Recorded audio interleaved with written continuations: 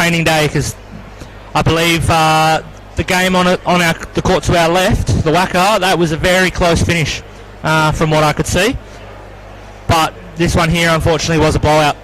Yeah, we've got, again, Team Nico and Team Fonts on the Wacker court. Live here from the Seaman Sports Centre, the MCG pitch on pitch court 2. We'll have a short break. We'll put the microphones down and we'll come back to you for the start of the next game. Team Hully versus Team Ryno.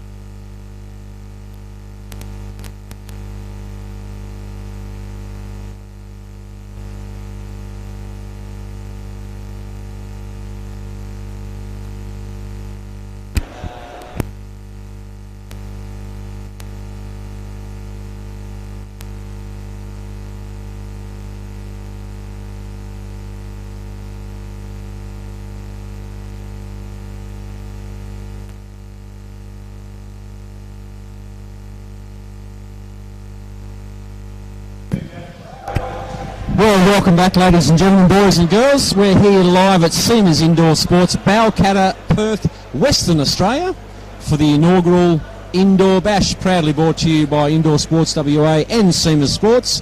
Coca-Cola contributing as well, and joining me here for the second game of the tournament on the MCG court is Bailey O'Keefe. Bailey, a very good morning and welcome. Yeah, mate. It's been a good day so far. Interested to see how these ones go, because I believe both winners in the first games. Yeah, Team Hully won by a point over Team Nico from what has been fed back to us, and yeah, certainly the two winning teams square off on the MCG. Is the umpire Dean Demos calls time, and opening the batting for Team Ryno, the captain Blair Oakley had a fantastic opening game, and with his fielding there really did turn the match, and the bowling as well, sensational. And joining him is his opening batting partner of Duncan Taylor. That's it. Duncan. Now, did they bat together in the last did. Yes. They will bat together all day. That's right. Like I said, they've batted together for years now. They don't bat with anyone else. Okay, and we have Jacob Hennebury to open the bowling for us. Very quick left armour. Very well negotiated there by Duncan Taylor. Off the mark straight away, adding 2 runs to the score. Plenty of energy, plenty of vibe here at Seamers. As we see a wide, which will be re-bowled in the adjusted rules of this game. For those that are tuning in for the first game today, all wides and no balls will be re-bowled in every over.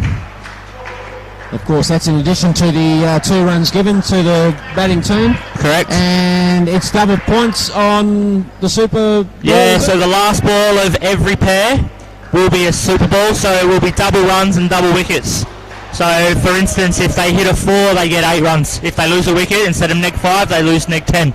And we'll try and bring those score variations to you, or the rule variations, I should say, throughout the course of the game. If you're scratching your head wondering why certain things aren't as they seem compared to regular indoor cricket, the Indoor Bash has got some very good rule variations. Just to mix it up a bit, it's effectively 100-ball innings, and we are running with a format which says 6 players will bowl 2 overs each, and there are 2 players that will bowl 4 overs, and that has had a big bearing on the game so far.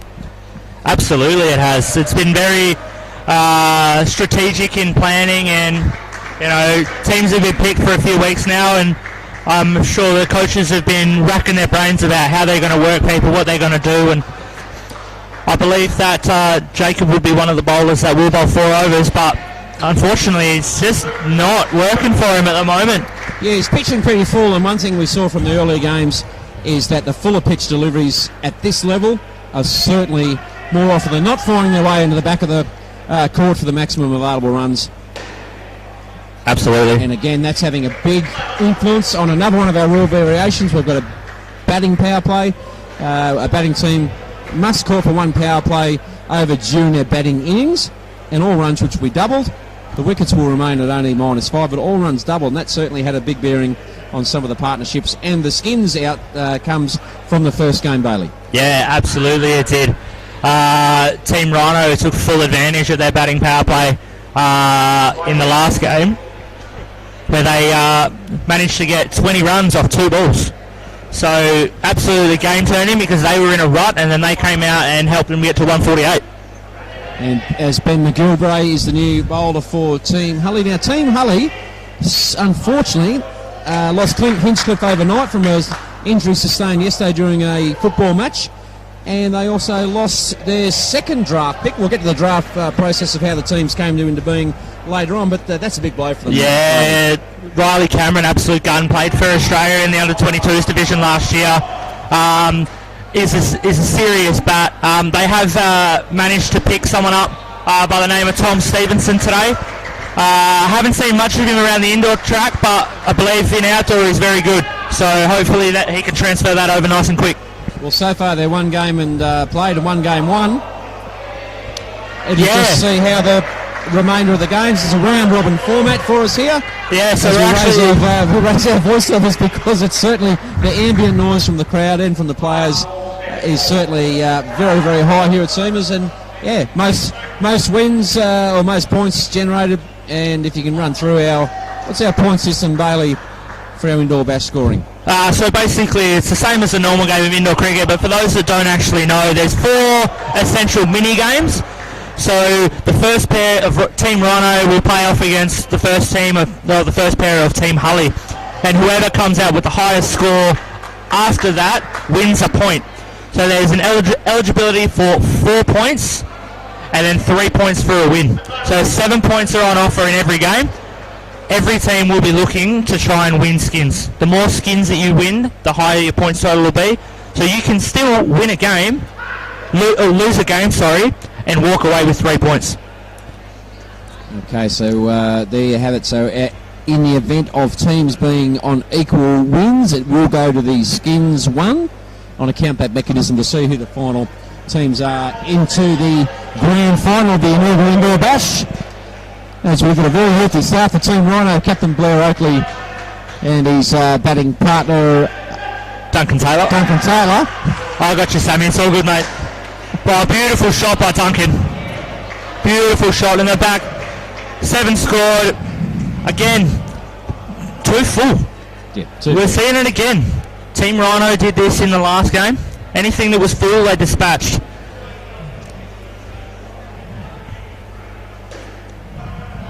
Oh, well fielded by Tom in the front court there. And again, for those just joining us here on the telecast, second ball must run as opposed to the regular indoor rules. Whereas the third ball, so must run on the second ball. So that being a dot ball incurred, must run on the second ball. So he safely worked his way through that one there, Blair.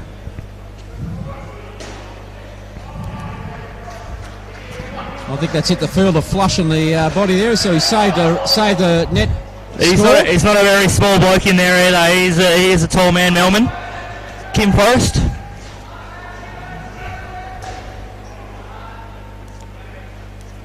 Team Hully just look a little bit flat at the moment.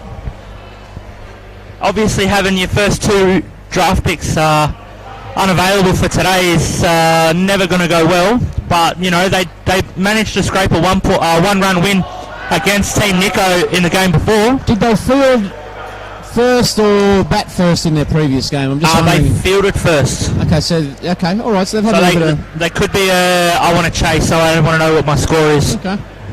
That's definitely my mentality. I like to know what we're chasing. Because when you're batting first, you've just got to make as many as you can. You just don't actually know what's going to be enough. So there's always that nerves. Kim Forrest is the new bowler, and 44 runs is a very handy start. And I'd say out of all the batters so far, we've had a ball escape through the net, as my co-commentator and expert Bailey O'Keefe fetches the ball out of the crowd. Well done. I didn't think I was going to be doing any fielding today, mate. I thought I was going to be with you all day. And of course, Bailey, you're not playing. You're recovering from a fractured thumb, which you incurred in a previous game. You're getting yourself set for future tournaments. Yeah, so we've got the Open Division Carnival coming up in late June. Just want to keep myself ready for that. And the fact that we could be playing 4 games today, I just didn't want to risk it being so close as well.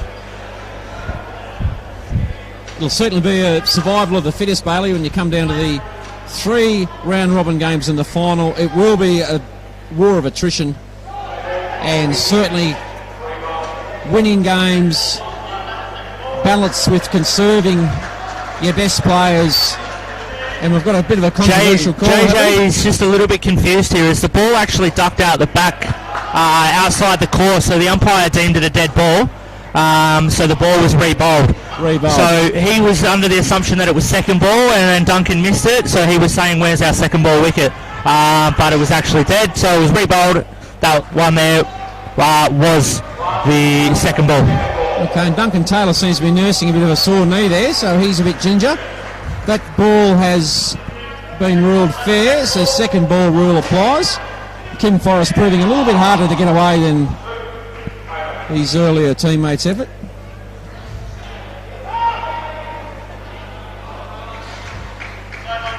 Very well bowled there. That was second ball. Blair's had to make sure that Duncan's made it in time if the keeper had gloved it. Did risk the chance of getting run out at the top end, but unfortunately the keeper wasn't able to take it cleanly and chance goes begging. That could have been the spark that Team Hully needed. Yeah, Team Ryno 48, Team Hully wouldn't be happy with this start, but look, with batting power plays, bowling power plays, it's early days. Coming into the 5th over now. And we have Craig Rookyard. He's one of my other roommates, as we said before when we go away. He cooks up a mean Mexican feed. It was very, very nice. Pretty happy with that. That's a sought after touring seal, that's for sure. Yeah, that's what you want. That's what you want. Saves us going out to Macca's every day.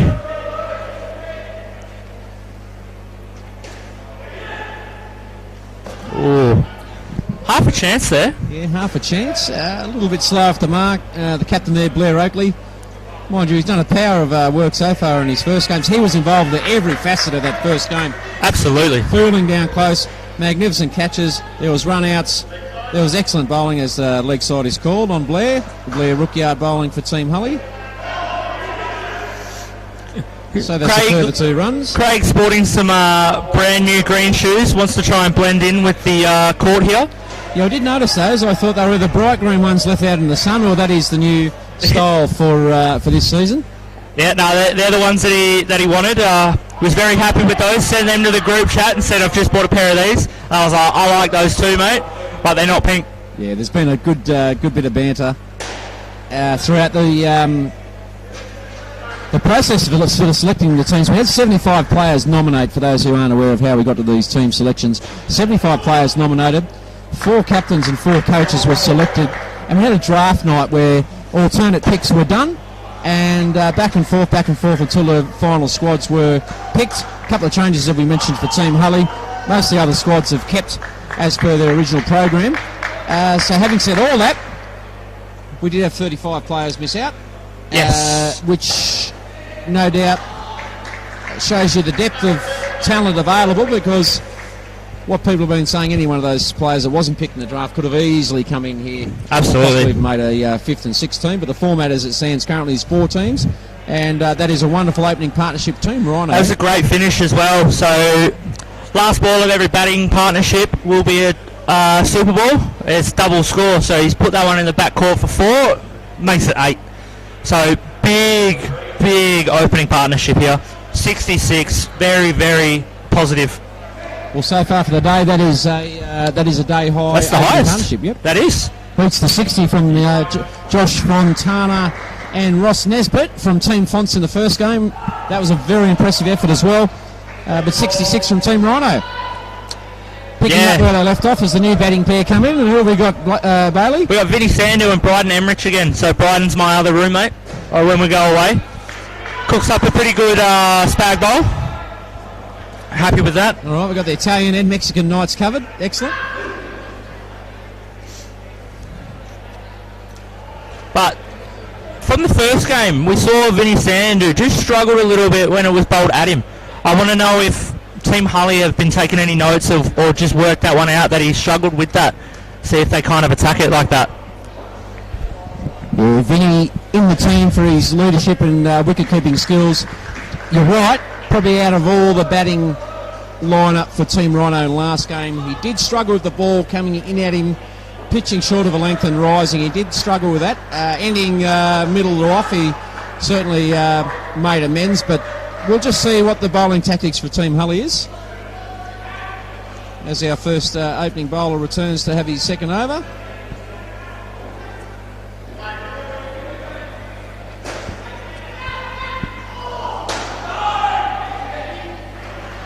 Also had a fielding change as well. So for those that don't know, there is 10 players in the team. 2 players will not bowl but will have to bat. So you will have to do some form of the game. So we've just had Paul Wilson and Steve Russell come into the court to start fielding for us.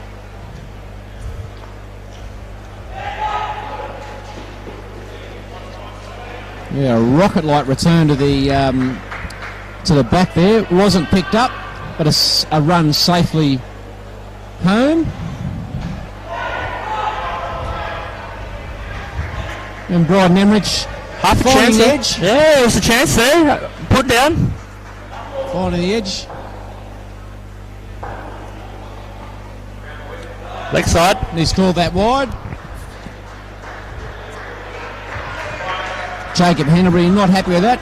Left armour coming in, angle run up. Yeah. Vinny Sandu hits it straight to the fielder there. Kim Forrest, he's already had a bowl as well. A bit of a fashion variation too there, Bailey. We've got someone wearing shorts for the first time today. Yeah. He is definitely on his Pat Malone, I think. Yeah, I think so.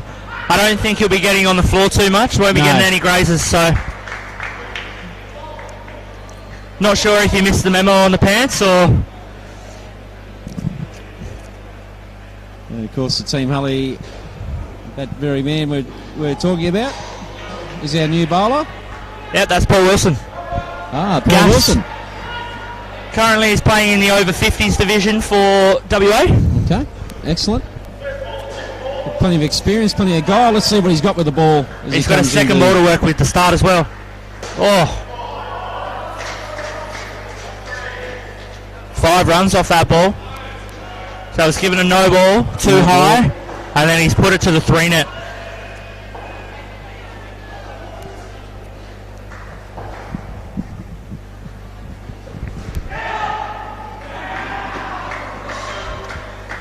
Umpire T. Demo's given that one. He juggled it, but hit into the ground first. No, umpire's called off the leg. Okay, so leg by as it is. Better bowling. Paul Wilson really angling that ball back into the left-hander there, and Bryden Emmerich, and a combination of bounce and Bryden's small stature has him cramped up there, but he's managed to play it away and get a run as it is. Sandu facing. Lovely little tap down to the back net and through for 1. Of course, it's a second ball rule. 1 dot ball then requires the team to run on the next, as opposed to our regular indoor cricket rules where it's the ball number 3 where you have to run. We'll see a blood rule come off now. Okay. Someone's caught one in the mush. Young Kim Forrest. Just looking at him as he came out there, his nose looked a little bit crooked as well. Yeah, I don't know whether he's copped the ball or he's copped the shoulder or whatever it is. His eyes are watering. As we look at the score, 80 runs for Team Ryno. A very, very healthy start by the captain and opener Blair Oakley and Duncan Taylor again. Put on 66 as we've got a wicket there, Team Fonts. They've bowled. Ethan Benson once again. Benson. Yeah, he played well, Ethan. His bowling was certainly noticeable in the first game. He'll cause all teams trouble when he sends it down. And Team Nico, they're batting 38 and 23 there for 61. Team Fonts up against them. So the two losing teams are squaring off over in the Wacker. We're on the MCG as the blood rule and exchange fielder is done. And Paul Wilson sends it in. Definitely a chance there for Stevie Russell down the bottom court there. Vinny Sandu looked at the amble through there. Did chuck in the dive at the end, but Stevie couldn't collect it quick enough. Slow ball out the back. And so that has hit a side net first, so that is 4 runs. Yeah, so it went side back, wasn't caught, so it's 4 runs, where if it goes side back and it's caught, it's a wicket. Yeah, there but you go. If it hits the back net on the full, no wicket. No wicket and maximum 6. 6 runs plus the 1 you run. And in our Super Ball and Super Over, or batting power play, that is double. So again, we saw that in the earlier match. We had Team Ryno there had a magnificent batting power play where there is 1 over which the batting team can select. The bowling lineup can be settled upon, and then they can make their decision if they want to have the batting power play, which I think is pretty fair. I think so. Everyone loves especially for the bowling, with the bowling team's bowling power play, they get to select what bowler they want to have a chance to get double wickets. So, batting team. We've had a spill and they've missed an opportunity. And there's confusion all around, and somehow all around the joint ended up with a dot ball. Yeah, Vinny slipped over at the start there. Bryden had taken off, not realising that he slipped over. I think Vinny's got his disco shoes on from last night. I'm surprised they're not that sticky from the bourbon on the nightclub floor. I'm surprised he's slipped over. But anyway, he's obviously a man in a hurry to get here on time this morning. Absolutely. Early start it was for us. I think he was here from about 8:30. Yes. So he's probably just come straight from the club. Yeah, he's come straight from Northbridge. And beautifully run. Young Bryden Emrich, he's a real hair between the wickets. He's scampering. Some of our bigger, longer-legged players there take a while to warm up, but the little fellas seem to get the feet moving pretty quick. And the chances of a run out are definitely less as Team Ryno progresses their total to 91. They would be very, very happy, and certainly a lack of wickets. A lack of wickets really causing... Absolutely. I don't think I've seen a wicket yet. I don't think there has been one. I don't think there has been. I don't think we've even seen a run out. Again. Good dive. Vinny Sandhu dives, not risking anything, and umpire Dean Demos says not out. Steve Russell none for 9. Vinny Sandhu on 12. Bryden Emrich on 17. And Team Ryno building, at this stage, a formidable score on the back of a lack of wickets being taken by Team Hully. It just doesn't look like there's a lot of pressure coming from the fielders. I don't see anyone really getting in and around the bat, suffocating them a little bit. They're kind of just playing what they want and how they feel. Probably need to start trying to bring their fielders into the game, in my eyes. But Tristan Emrich, have we got an Emrich versus Emrich? Yeah, we do, here? Brothers. Okay. Tristan, the older brother. He obviously ate a few more of the meals. He's not that much taller. They're both pretty short, but they don't come any shorter than Bryden, I don't reckon. I'm going to call it early, Bailey. If anyone out there listening, feel free to remind me if this goes sideways at the end of the day. I'm calling Team Ryno the team to beat. Great catch. First wicket. Just put the mocker on them and they've just had their first wicket. I agree.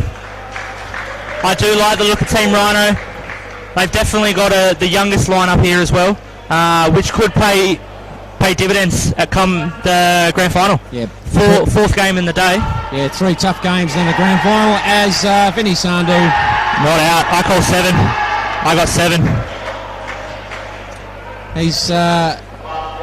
I've got 7. The dive saved him there. So just clarification, you can get run out on a 7? Yes, you can get run out on a 7. Can't get caught, can get run out. So he flicked the stumps down. I believe he was in. They've called for a player review. For those that are just tuning in, we do have player reviews. However, they aren't like the professional ones that you see on TV. So we could be missing a frame. So the original decision just could stand due to how close it is. As umpire Dean Demos, he's officiating on the MCG court today as rolls through the frame. Yeah, we do have frame-by-frame analysis. We don't have the super slow-mo, but we've got enough of, hopefully, frame selection to capture the moment where he's either deemed in or out. Original decision was not out. We've got the benefit of a couple of camera angles there. Are we going to... I think this might be given umpire's call just as to where the fielder is just in the way of the bat over the line there, from what I can see down in this back corner. Okay, so they're using the far camera to try and see if they can bring it up. So now he's changed camera angles and he can't see the stumps, so the decision's going to stand. Vinny Sandhu is loving these reviews at the moment. Yeah, well, he's in front of the ledger, Vinny, definitely. He got 2 in the first game, overturned to his way. So do we have a direct hit? Was that... It was a flick off the back? Yeah, flick off the back, direct hit. Well, by my books, that's a 7, and as we know, that's a... Maximo! Yes. There we go. We did ask if we could use that one, and he said, go for it. It's all yours. And I was like, done. Okay. Team Ryno building a very, very healthy score early on. It's going to be a lack of wickets. That 7 has just negated that wicket instantaneously. So they had the wicket and then 7. So they've had 2 off 2 balls. Chance here. Oh. Nice work. Team Hully, of course, we mentioned earlier, lost their 2 highest ranked players in the draft, Glenn Hinchcliffe and Riley Cameron, both unavailable overnight through injury. And that's definitely changed the dynamic of their team, but they were a first game winner. They beat Team Nico on the Wacker court by 1 run. As young Emmerich puts it through. Well played there by Vinny. Probably disappointed that he didn't get it onto a net, but... Well, for all of our earlier concerns how Vinny Sandu was going to handle the bowling at him after his first game effort, looks like he's probably got his eye in. He's probably had the benefit of a little bit looser bowling, but he's made the most of it. You can't do more than that. He's currently sitting on 28 runs, 44 for their second batting pair on the back of a very, very good 66 by their captain and opener Blair Oakley and his batting partner in crime Duncan Taylor. 1-1-0, 110 for Team Ryno as we go into the last over for our second batting pair. Yeah, we got Ben McGilvray coming up here. It looked like he was just suffering with a bit of a limp there. Could be in a bit of pain. We've already had one person pull out of the tournament today due to a back injury. Stuart French has hurt his back in the first game and he is now out. For Team Fonts. So Team Fonts is now down to 10 players. There is 11 in a squad. What is the rule for that if there's an injury? You just have to battle on? Or? You got to battle on. Okay, so that is a dot ball. So that's why I'm favouring Team Ryno as well, because they're all so young. They may not warrant injuries. I don't want to put the mocker on. I'm touching wood here. But you just don't know. You just don't know. Injuries come about in strange ways. There's a lot of noise over on the other thing. Beautifully fielded there. Vinny Sandu runs in as the fielder grabs it on the first bounce and crosses the path. But fair bump play on, as they say in the classics.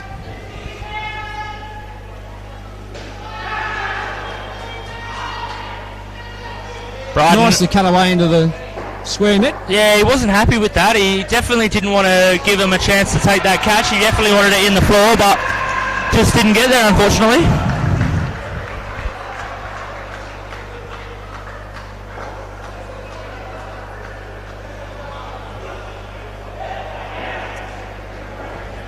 Well, the running between the wickets has been pretty exemplary for this pair. We come up to the last ball. Super ball. So it's worth double. Wickets are worth 2.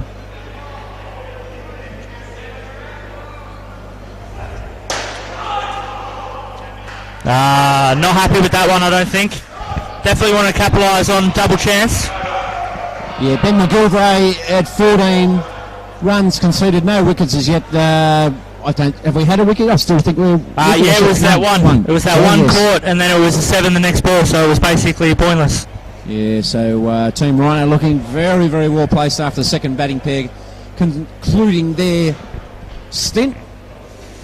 5 overs, it's a 100-ball game. 100-ball game. Some variations we've already touched upon for the indoor bash. We're streaming to you live across the World Wide Web via YouTube, the Indoor Sports Association of WA page as well. We've got social interactions. Please send us some feedback, send us some comments. If it's appropriate, we'll give it some airtime. Give us your thoughts. Hopefully you're enjoying this lovely autumn Sunday here in Perth or wherever you're listening. And thanks to Coca-Cola as well. Coca-Cola, a proud sponsor of today's event. There is $5,000 prize money in the pool for today, Bailey. The majority of that will go to the winning team, so not a bad day's work for doing something you love. Absolutely. Anytime that you can get money for playing a sport that you love to do, you're laughing. Well, I'm just looking over the bench there. Team Hully captain there. All smiles, not letting the pressure get to him.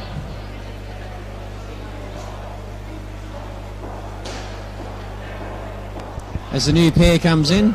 Yeah, Mark Hullett not looking too flustered. I don't think he's in a position where he'd like to be, but as we've got a new bowler coming in. We've got Angus and Tom Murray coming in again today. I think we'll see the same 4 pairs pretty much all day long from all teams. Yeah, Angus Bloxham, of course, had a very good game first game. He's batting... Turned the game on its head. Absolutely, yeah, during the power play, was that right? Yeah, he had a bowling power play and got 2 wickets, so minus 20 in that over. And just turned the game on its head. Basically put Team Fonts completely out of the game. And Kim Forrest has made his way back. He had to seek medical attention, had to leave the net earlier for a blood nose. He's copped the ball somewhere in the snoz, and he's back bowling, and he's definitely generating a lot of pace off a very long looping step there. It's 4 or 5 giant leaps in, a very high release of the ball, and they'll find it very hard to put him away if he keeps bowling that length. Oh, well played. Great shot. Into the back court for 4. Well, once again, on the kiss of death, Bailey, because he's bowled a bit full. Mate, it's the commentator's curse. Yeah, it just happens. It just happens. He found the back of the net. Murray and Bloxham at the end of their first over batting together. They've put on 9 runs, and Team Hully ticking over towards a very, very long run chase. Team Ryno. Team Hully already staring down the barrel. Lack of wickets really allowing Team Ryno to run free at the moment.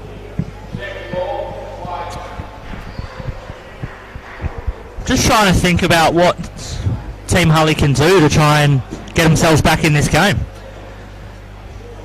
They won last game keeping just 2 pairs down, so if they can get on top of this pair and keep the last pair down again, they might still be in with a chance, but at this moment in time, it's just not happening for them. They need to start creating a bit more chances in the field, bring their fielders into it. They're bowling a little bit too full, I think. As Jacob Hennery is about to bowl his second over, I believe. Over. Angus Bloxham digs that out. Chance for a run out. He's home. In the indoor bash rule variations, we said earlier, 6 players will bowl 2 overs each, and there's 2 players that will bowl 4 overs each. Bit of a variation on that. Where we can, we'll remind you again of the rule variations. Another shot into the back court for 5. Just eluded what seems to be a bit of a tiring fielding team at the moment. Yes, I think so. I think the first game's just gotten to them a little bit. Well, if they've come straight from fielding onto fielding, maybe they are at a disadvantage. Have I got that right? No, they batted second in the first game. They batted second. Okay, well. Oh. Maybe chance goes begging there. Yeah, maybe unfairly. They're looking not as sharp as 2 of the other teams that we've seen in the field, but this is our first look at Team Hully, so we don't know what they have with the bat. Yeah, chopped down nicely by Angus Bloxham. They've run through for 1, and that's the overdone. Jacob Hennery, very expensive, 39 runs conceded already, as Murray and Bloxham continue to tick the scoreboard over. That's all they have to do. They've been out there for 2 overs and they're on 20. If they keep going at 10 and over, that's another 50 on the board. And of course we go back to the individual batting pairs then comparative to their opponents, as another wicket is on the whacker court there. Looks like Team Fonts is having a good time with the ball. That's another bowl within a couple of deliveries there over on the other court, but we're looking at Team Ryno here at 133 runs and just ticking over. They don't have to produce anything spectacular from here. They've just got to keep turning the score over. Exactly. I don't think they need to be hunting the back net. They've just got to put the bad ball away when they get it. Stevie Russell coming in here. Good bowler. Got a nice swinger, or in-swinger, to a right-hander that is. And then, good cutter away from the right-hander as well. Yeah, left arm, that angled run up into the crease.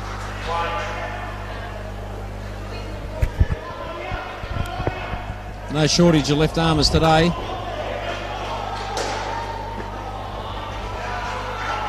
as Kim Forrest takes the stumps again. I saw the zinger bales go off and I was wondering what was happening. I was like, oh, hit wicket. No. I did think that briefly.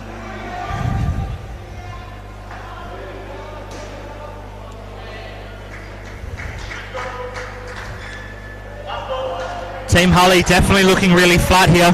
Yeah, they are. They need to lift. They need something. Wickets. They need something.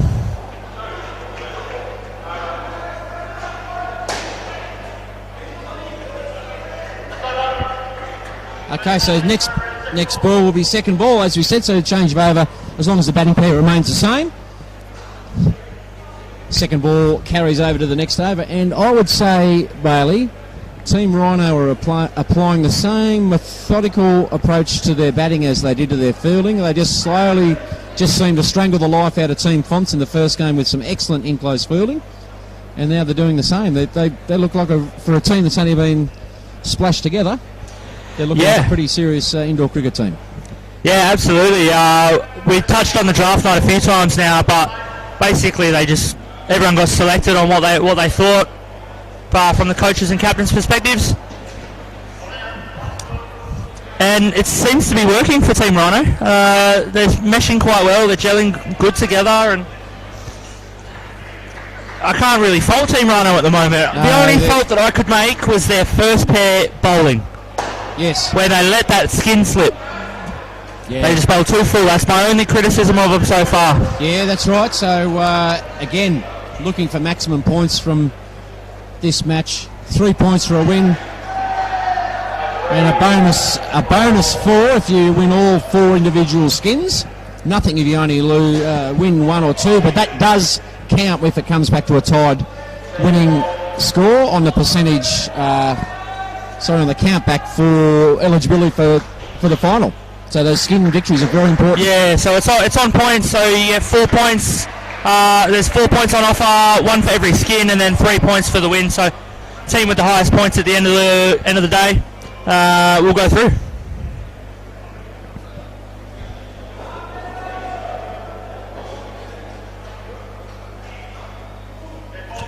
Dead ball. Is that a possible man-cat attempt there we've seen from Willow, or? I'm not sure. Another one. So, what's the issue?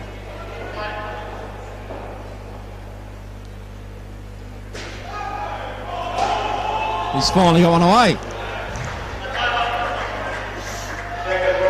I'm not quite sure what he was stopping for, but he was laughing at someone.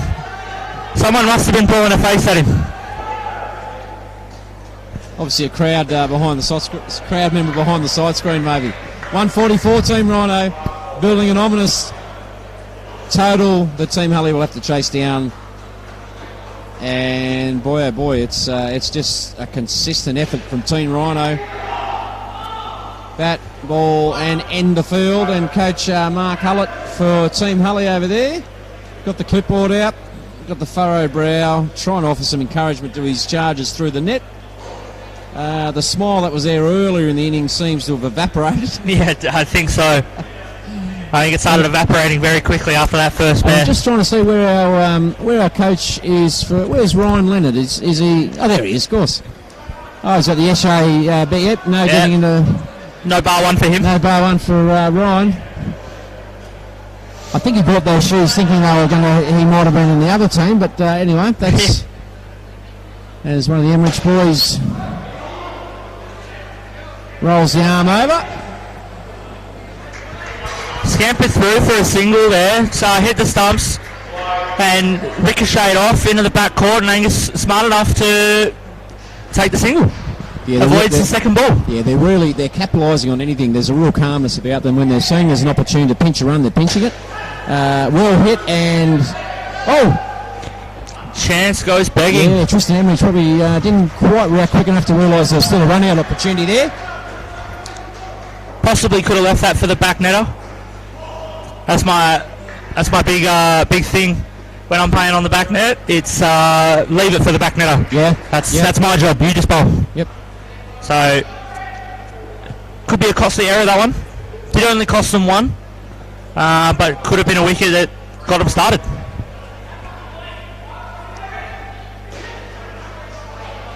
Very well played there. Short. Without sounding too cruel, Bailey, I'd suggest that Team Hully need to get they probably need to get the defibrillator out to just jumpstart them.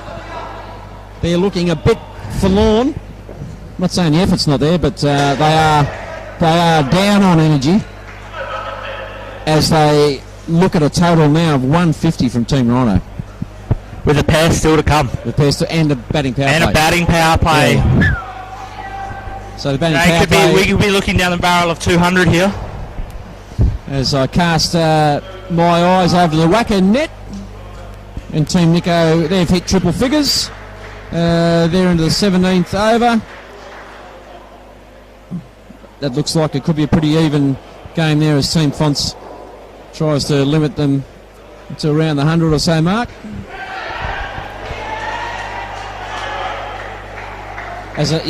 Another wicket caught off the back net on the other court there for the Wacker. You've done it again. You've put the Mozza on them over there too.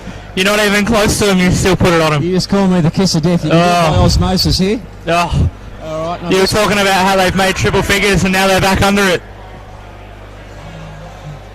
We're going to have to kick you off by the end of the day. For all those listening to around the grounds. The teams will be hunting your head. Yes, I know. I think might be banned from calling the final.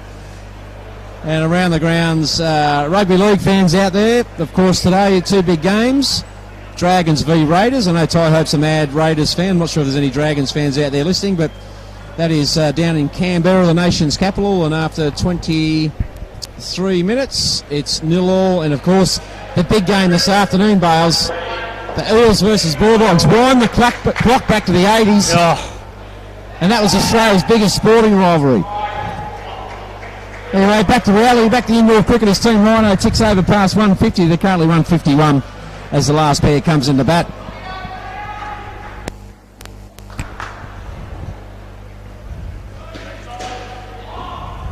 Yeah, Kim Forrest putting it down the leg side. And Bailey, what have we got, our same pair as last? Yeah, we do. We've got Luke Taylor and Glenn Gleppane.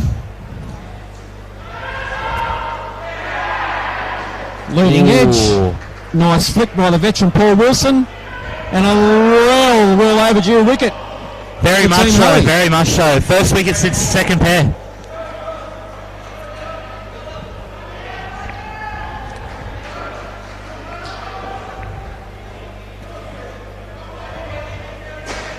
Again, this is how this pair started in the last game as well.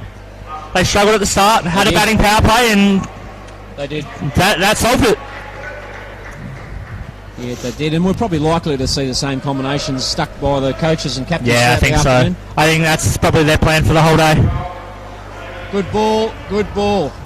Pace generated very quickly. Kim Forrest really whipping up a quick ball, angling into the right-hander, and very uncomfortable height to play it off. Very, very well bowled there.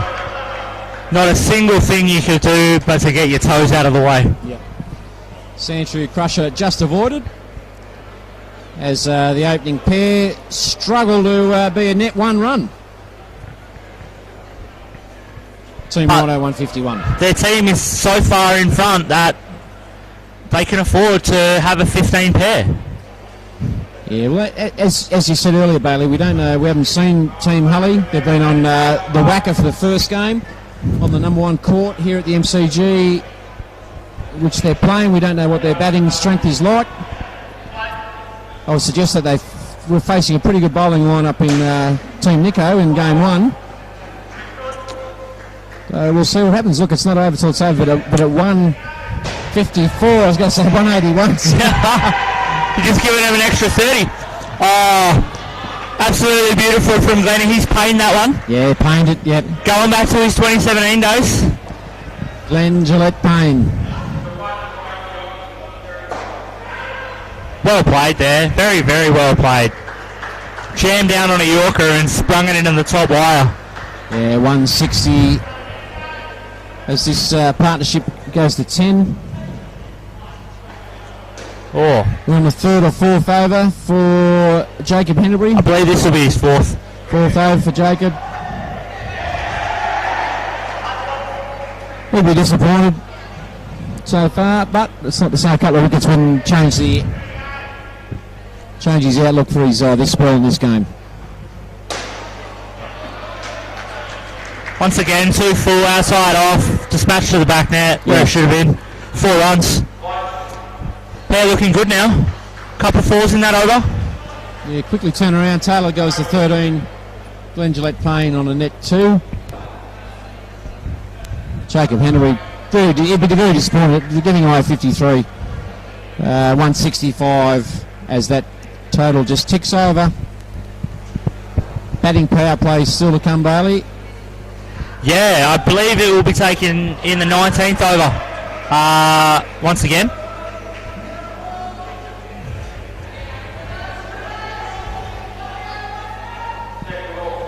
Kim Forrest coming back. He'd be this will be his 3rd over, am I, or 4th over maybe? Things might be his 3rd because he was off for the 2nd pair with the nosebleed. Yep, blood nose.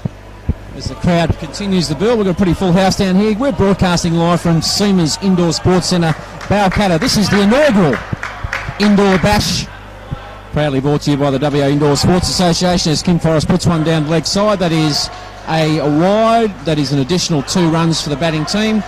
And in our rule variation, Jacob, it also constitutes an extra delivery.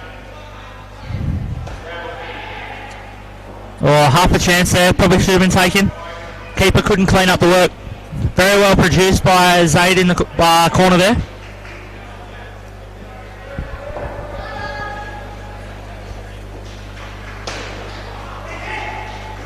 Not out. Oh, no, he's home. Took too long. Bit slicker, but yeah, not quite quick enough from a little bit wider to mark the return, and just a fraction of a second. It's all it takes to be in or out. Exactly. And I'd say Coach Ryan Leonard, he's looking pretty pleased with his charges. He's looking pretty calm as well. Yeah, very calm.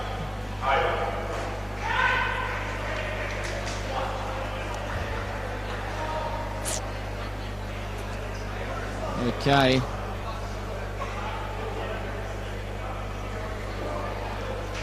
As the score ticks over to 172. That's out. And direct out. hit. Zaid's been looking hungry in there. He's had 3 chances. 3rd time's the charm. Yep. Gets a direct hit.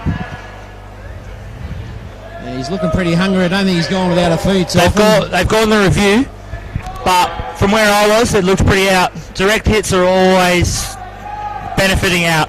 Well, the camera's going to have the benefit of not telling us what it is. Well, not too many players in between the angle and the point of crossing a line. So hopefully we've got an unimpeded view from what we can see so far as umpire Dean Demos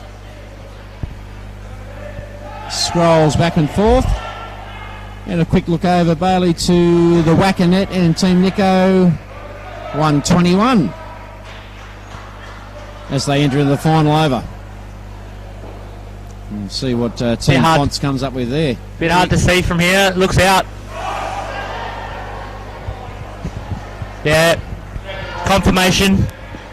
Umpire Dean Demos calls out. Calls out. He's got it right. Yep. Happy with that.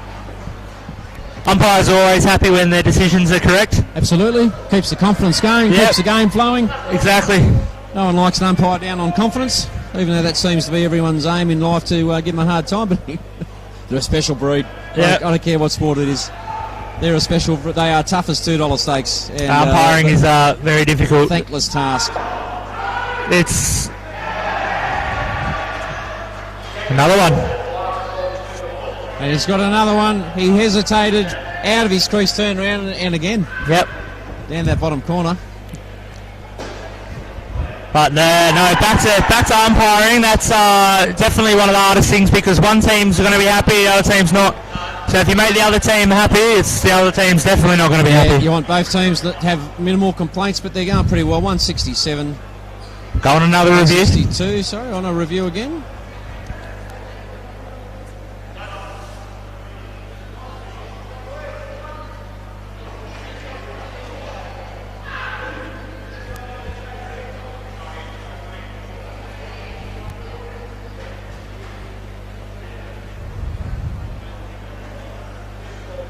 So we call for no review.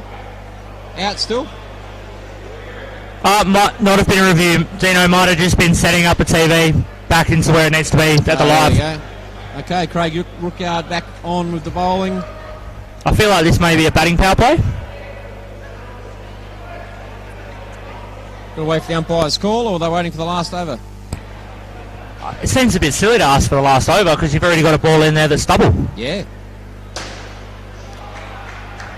Well, that's right.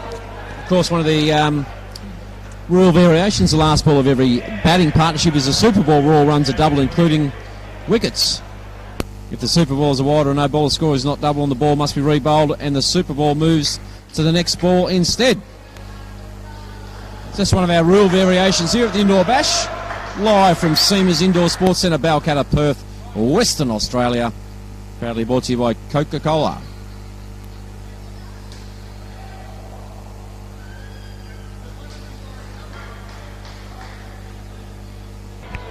I've had confirmation from Team Ryno's coach Ryan that they're going to take the batting power play in the next over. Okay. They've picked out a bowler. That's clean work from Jimmy Groves behind the stumps there. Yeah, lovely hit. So yeah, Team Ryno. Every right to have a run there, but that was just excellent fielding. Very well fielded.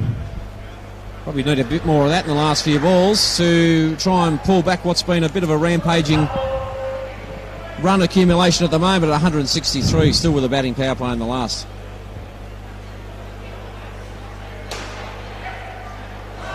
Oh, I would call that missing a sitter. Yes, I believe so. I'm under the assumption that they haven't taken the bowling power play yet either. I can't remember if it was. Yeah, I think you're right. Could we have a double? A super over or a Super Ball over? Can you do that? Why not? Yeah. Why couldn't you? Well, if the bowling team knows that they're going to try and attack a player to get the extra runs, why not try and get it back to your advantage and get -10 for a wicket? Okay, last over of the innings. We've got a batting power play and looks like bowling power play as Jacob Johnson comes in to bowl. Oh, pain that too. No. Great. Yeah, I didn't see you kick it down here. Craig's just confirming with me. Excellent. Nice bowl. Off the pad. Makes for a must-run ball. The batting power play. Double the runs.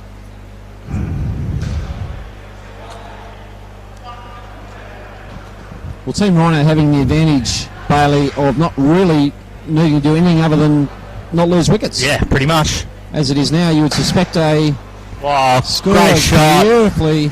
Great shot. Back and 5 runs. 7. Not. It's 5. 5. We called 7. Still 10. He chopped it. He nearly chopped another 7. I've actually come to the conclusion that it wasn't a batting power play. We've missed it. It had previously happened. -10. Wicket. Super Bowl. Wow.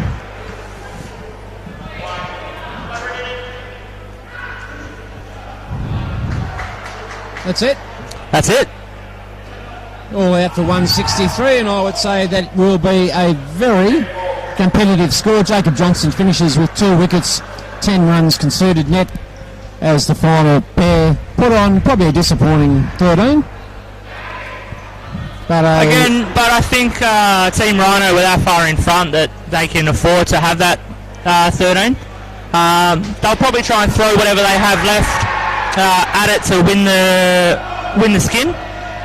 But definitely looking for 3 skins and a win, yes. Team Ryno. Yes. Yeah, definitely. As Team Ryno comes onto the court, getting ready for their fielding turn. Their first game highlighted by a magnificent fielding effort from all the team. Vinny Sandu led the way from behind the stumps. He had some excellent glove work. Some wonderful run-out stumpings and caught behinds. And the fielding performance of Team Ryno, if they can replicate anywhere near that in this game, would suggest that Team Hully is in for one hell of a fight to try and reach that formidable 163 runs. Absolutely. If they start bringing it back in length in this first pair.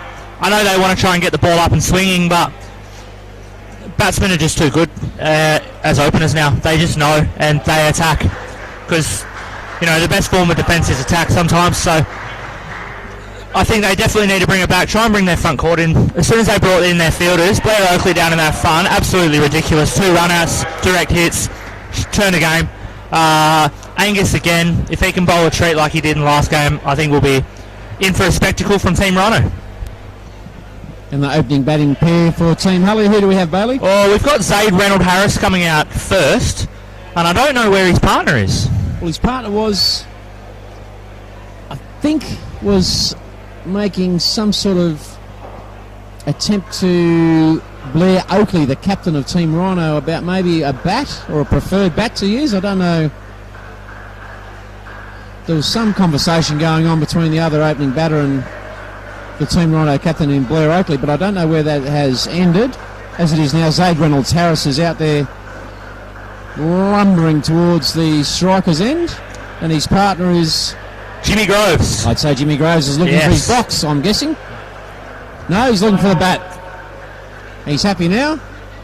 He's got the preferred bat, and I'd say grab whatever you need to, son, because you're going to need every ounce of luck, kit and skill to get your team onto the front foot to try and reel this target in that Team Ryno set you.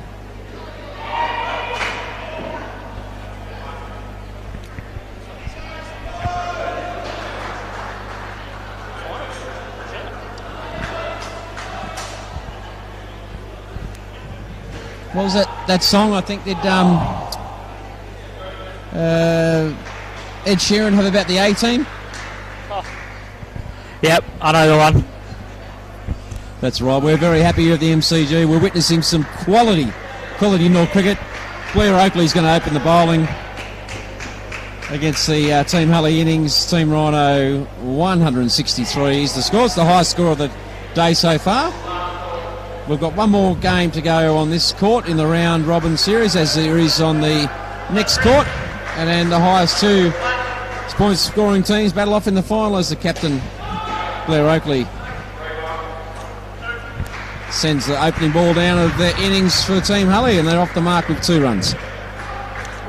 Looks like Zaid just sort of ambles through the crease there. I think there could be half a chance for a few run-outs in Team Ryno. If Zaid keeps dawdling through like that, they might get a couple of cheeky run-outs. Well, as we know, the fielding prowess of Team Hully, Team Ryno, I should say, was very much on display for the first game. They're up, they're about, they're led from behind the stumps by Vinny Sandhu. There's no shortage of energy, there's no shortage of youth, and there's no shortage of aggression in their fielding tactics. So I would suggest these boys from Team Hully need to be on their game.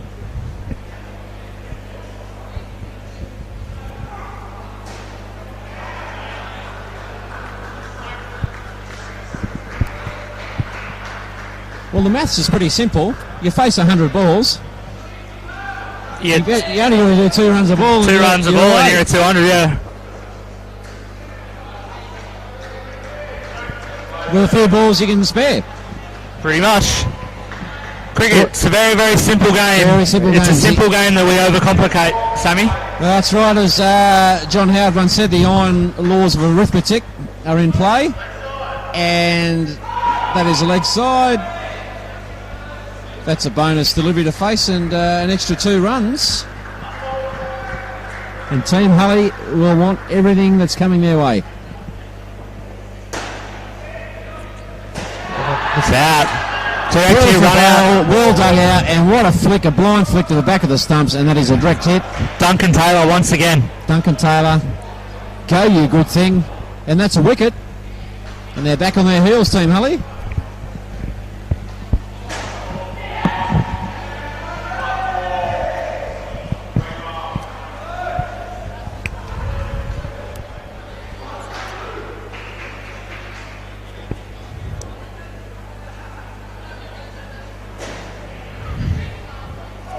Looks like we're going to have Cam Fawcett coming in to bowl. This one here, big tall guy. yet of the long flowing blonde locks. Yeah, he definitely can send it down with some pace. And just definitely gets a bit of aggression through it as well. Yeah, just looking at him from my recollection of the first game was that, yep, very, very good height, hard to play off a length. Rising ball, and I think he's going to cause the left-hander a bit of issues if he gets into the slot. He's called that a wide, is he? Or is that good?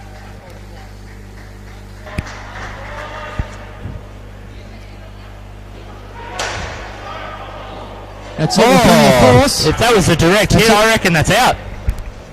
Zaid very slow to get back there. Good fielding by Tom Murray on the 2 line. Very good. Again, Team Ryno, just every opportunity. They're onto it. They're sharp. There's a quick return of the ball either at the batter's end or the bowler's end. He's given that some. That's There's 20 behind that.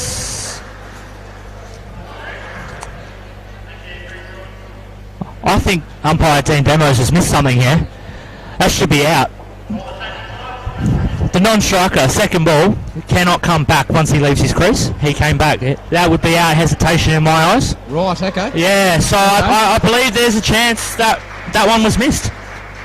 Okay. I will confirm that, but as a normal third ball, once the non-striker makes his way to the... Once he advances towards the other end, yes, he can't turn back. Okay. If he does, it's called out hesitation or third ball. Okay. Which would be second ball today. Which would be second ball in today's rule variation. So, okay, a little bit of controversy there, perhaps. There's a beautiful shot. He's got a lovely backswing there, and he's hit that ball right at the middle of the bat.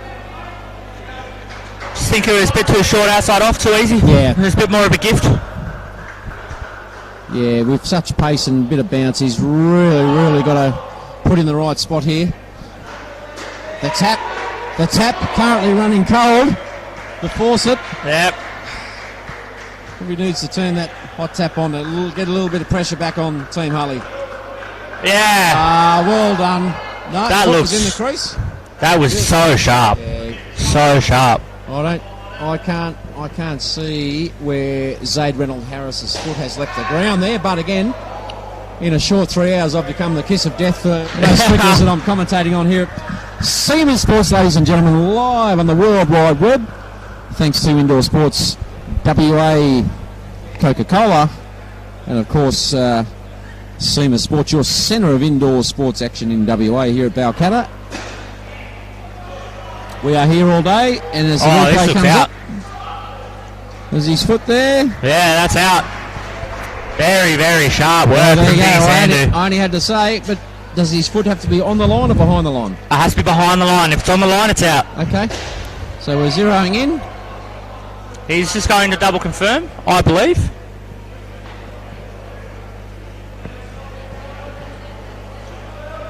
No, has confirmed out.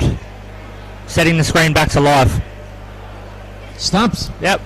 Yeah, what an effort. Absolutely beautiful glovemanship from Vinny Sandhu. That's what he's in there for. He's also 3 from 3. Yeah. He's 3 from 3 at the moment. He's the reviews.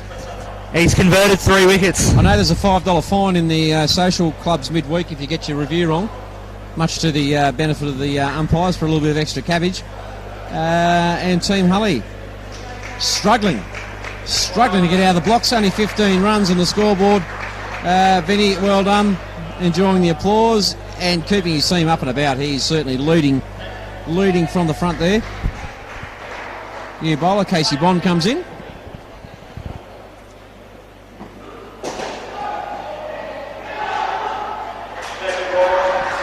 Very well fielded there. Very well fielded. Excellent fielding. Did hit him square in the gut. He got it straight back to the keeper. Jimmy Groves went back to try and save his partner. Vinny Sandhu, way too quick. Straight back to the top. Our run out. Very comfortably. No need for a review there. Another wicket gone. Team Hully struggling.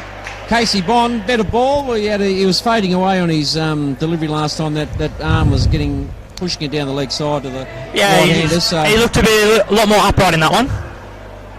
That's better. And that's a massive hit. put away. Bit too full, outside off. Zaid just puts that back to the back net where it needs to be. Yeah, Zaid, he's put everything behind that, and there is a thumping sound as it hits the bat. And that's back net action for Team Hully as they just try and tread water and push that mark. Obviously, they're not going to win the skin here. 66 was a game high batting partnership by the opening pair of Blair Oakley and Duncan Taylor for Team Ryno. Second ball, must run. Must run as a crowd continues to build here at Seamers. Clean collect there, probably a chance. I think there's been a few chances to go begging for both teams, really. It's going to be about the team that capitalise on them. And at the moment, Team Ryno is doing absolutely that. Yeah, 18 runs. Well, if you look at it, that has to be their worst skin. There was a 13 for the last batting pair on Team Ryno. So, look, there's one conceded, but you've got to say there's a long upward climb, Bailey, to see Team Hully threatening this one. Absolutely. I'm struggling to see where it's going to come from for Team Hully. All credit to them, they're doing their best. They've had their top 2 draft picks not available today. Yeah, nicely played, Zaid. Left-hander showing all the skills to easily chop that away outside the off stump. And for those who have an interest in AFL, it's a continuation of the gather round, and for all you Eagles fans out there, sadly, in the third quarter, Geelong 96, leading the Eagles 31. So it's a continuation of the pain for the Eagles. Cats continue with their form. And 2 more games to finish gather round. GWS and Hawthorn inflicted on the poor people of Norwood Oval, then to finish off the top of the table clash. The leading St Kilda play Collingwood at Adelaide Oval to finish off gather round at 10-3. By which time we'll probably be during our grand final as Team Ryno continues to apply the screws to Team Hully.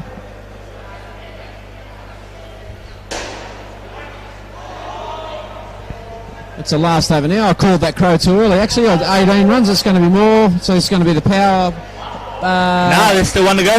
One more over. Yeah, 5 overs. Oh, 5 overs. Yeah. Oh, there we go. So well fielded by Cam Fawcett there. Not afraid to let the ball hit him. Yeah, that's out. That's the direct hit. I thought it might have been his. I thought his hand might have actually. I thought his hand dislodged the bail. I thought that because the bail came back this way. The bail came back towards us. That's what made me think. Okay. I could be wrong, but I saw the bail come back this way towards us. They're going to review Team Ryno.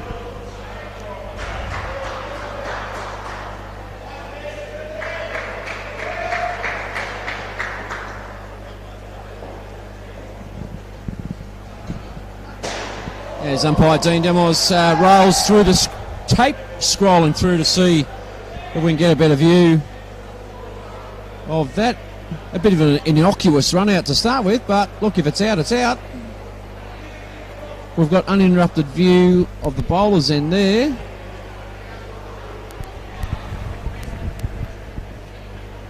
Are we able to capture the point of impact? I need binoculars from back here, buddy. No, it's getting harder and harder. Eyes are straining as we keep trying to look up there all day.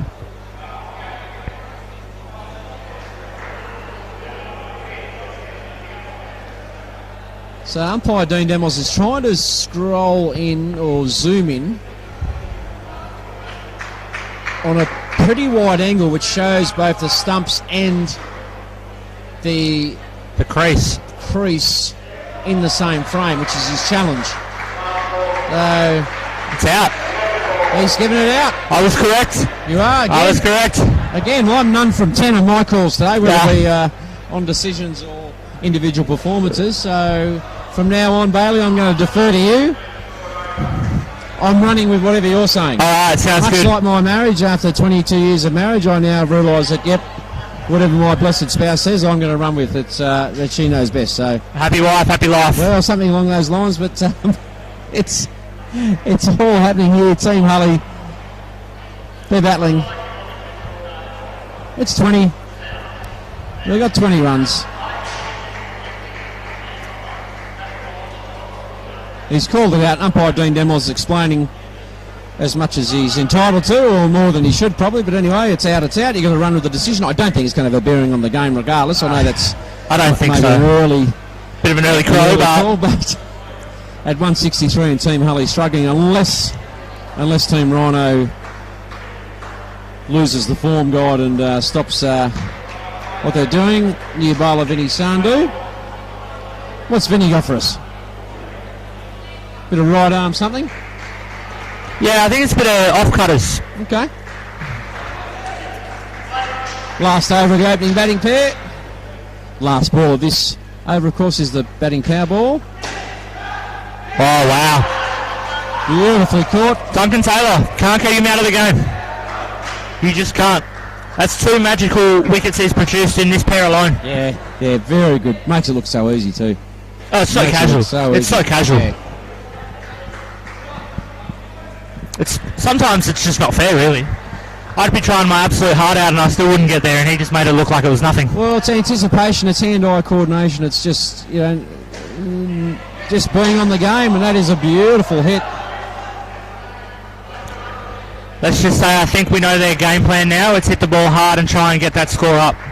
Well, they've got a chance here, if they can do a maximum on the last ball. 14 runs, even 10 runs. Something for Team Hully to try and build that score up. Okay, well, if we go back to a little bit of hope for them, Team Ryno's 13 for the last batting pair. Bit of an aberration if you look at the rest of their innings, but at this stage, if they can get up to 30, they're still in it. Oh, that is quick.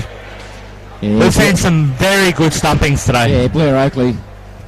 Vinny Sandhu is swapping the gloves for the ball, and they've lost nothing with Blair Oakley behind the stumps there. He's just grabbed that, and the whoop action, blink of an eye, and that is out.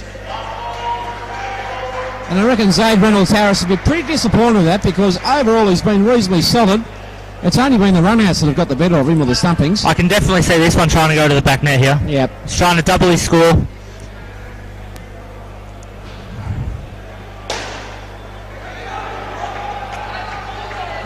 Look, something. Double. 27. 8. 25.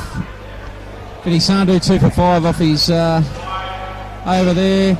Zaid Reynolds-Harris. Look, 10. He'd be disappointed in that, because there was a lot of wickets. Yeah, a lot. At least four outs there for Zaid, which he wouldn't be happy with, because he was middling the ball sensationally. Look, 25. Look, they're up against it. But well, if you take the 25 against the 13, and you try and give the grace of an extra 20 to alleviate that first skin, the game could still be rather close. Oh, yeah. So really, this is a very, very important pair. Very important. Yeah, Kim Forrest and Ben McGilvray. They bat very, very well together. When we played 21s in 2019, they were batting the house down every game. So there's form there. There's definitely some ability. They know each other's game based on their representative time together during the juniors, coming through the ranks. Kim has been out of the game for a few years now, so could be a bit rusty. But if it's anything like his bowling, let's hope it's good, because his bowling was quite on today.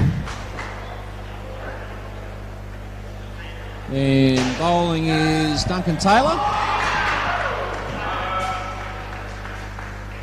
What do we got?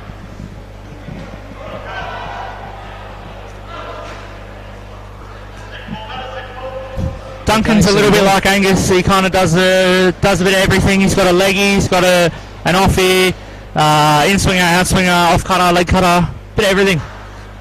Full bag of tricks.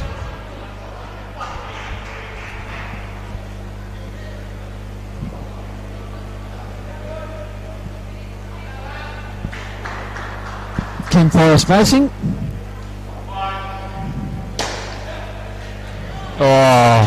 unlucky. That was headed straight for the back net. Yeah. A deflection there from Payne. GGP. Yeah. He's knocked that one nearly to Luke, and Luke could have nearly affected a run out that could have came from nowhere. Good shot there. Yeah, McGilvray very comfortable there. He's got that 2-net sussed. That is some. No, that was stumped. Wow. That is some sharp keeping. Almost just got on the inside of him there, down, drifting down leg side, and he's picked that up. And again, Vinny Sandu has whipped the bails off, and that is OUT out. Stumped. Team Hully back on their heels again. 2 runs total for this partnership. Vinny Sandu at pick 5 in the draft. I'm not too sure if that was high enough for him at this rate. Well, I think there was a question mark over his match fitness. Being on the European Tour in the capacity that he is, certainly he's involved in a lot of cricket. It's just he must be secretly keeping the training up. But lost nothing from behind the stumps. There's been some wonderful gloving work by Vinny so far today.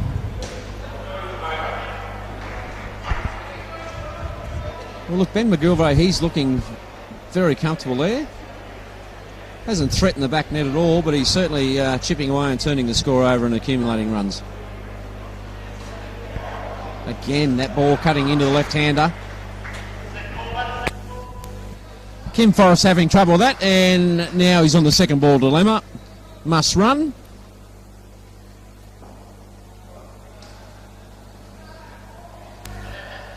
And they've missed. No, they got a run out there. Yeah, very well done there. Yeah, I was going to say it just was an almost regulation movement.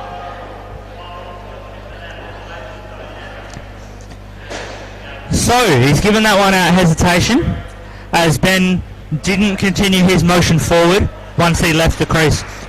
I see. So that one that we didn't get in the first innings? Should have perhaps been the ruling. Correct. Prior. Okay. Correct. Again, Team Hully now into the negatives.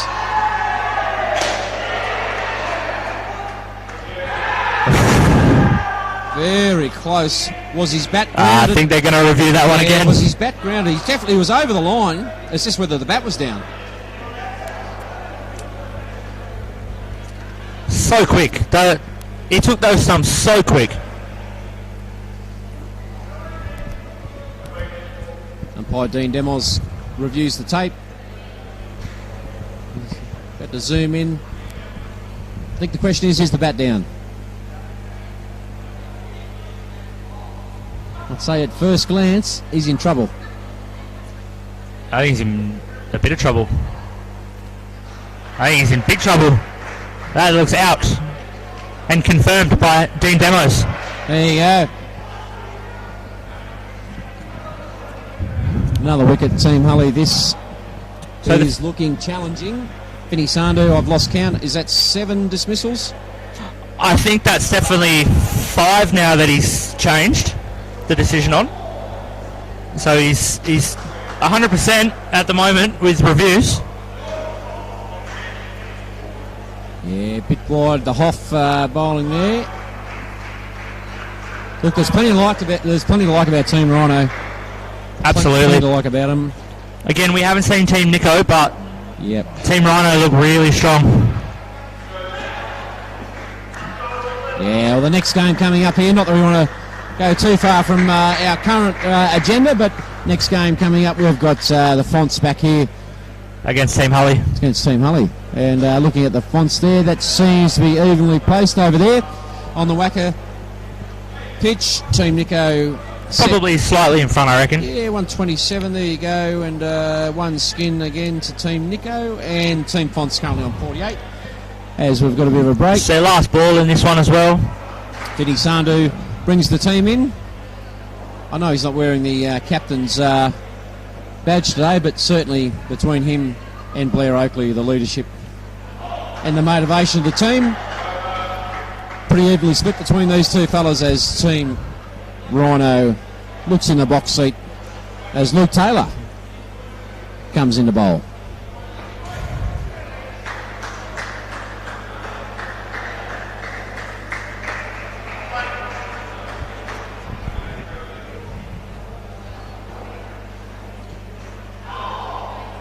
Yeah, Kim Forrest, he's looking very uncomfortable. Anything on the legs.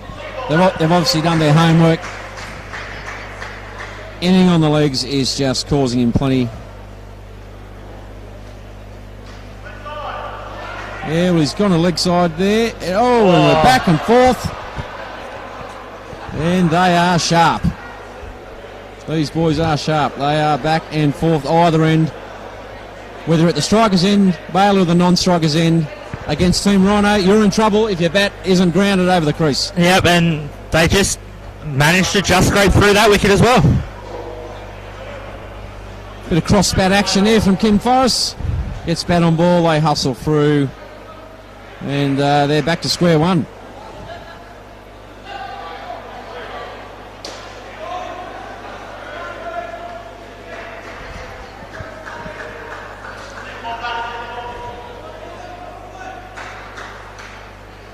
And again, the incidence of wickets falling on second ball in this game. Normally via a run out. They'd be happy with that. At least there's something. Could they be looking at a batting power play next over to try and get them back in? Well, that's a better hit by Ken Forrest. That's probably the first one angling at his legs that he's managed to do something effective with. 5 of McGilgrave, 4 for Forrest. I don't know. Get it early, give yourselves a chance. Yeah, try and put yourselves back in the game. Give yourself that little bit of a pump up from the sideline as well. Exactly right, Bailey, because at this stage, the last thing you need is to lose hope. And maybe hope's all they got at the moment. Yeah, pretty close. Put the power play on. Maybe target one of the, less... I don't know, we've got the bowling power play. Okay. So foot to the throat. Foot to the throat. And just for our viewers and listeners out there, Bailey, run through the bowling power play for us again if you can. Yeah, so the bowling team must select 1 over to be their power play over per innings, where every wicket is doubled. The batsmen do not get their scores doubled, just their wickets. On counter, there is a batting power play where the batsmen get their runs doubled, but the bowlers do not get their wickets doubled. Yeah, Vinny's Sandhu coming in for his second over. Plenty of work across the seam there.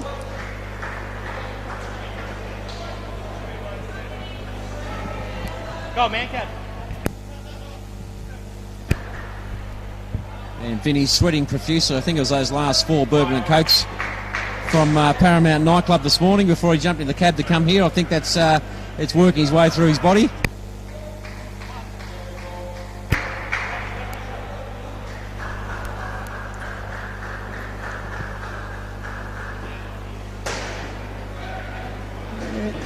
Not quite in the discomfort zone for Kim Forrest. It was just a little bit middle and off there, and that's probably where he likes it the most. A little bit fuller. Absolutely. He's got. Needs to be. Oh, that's close. I don't believe that was close.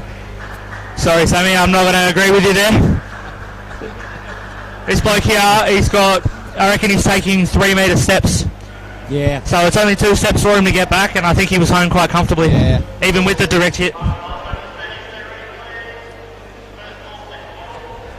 Okay.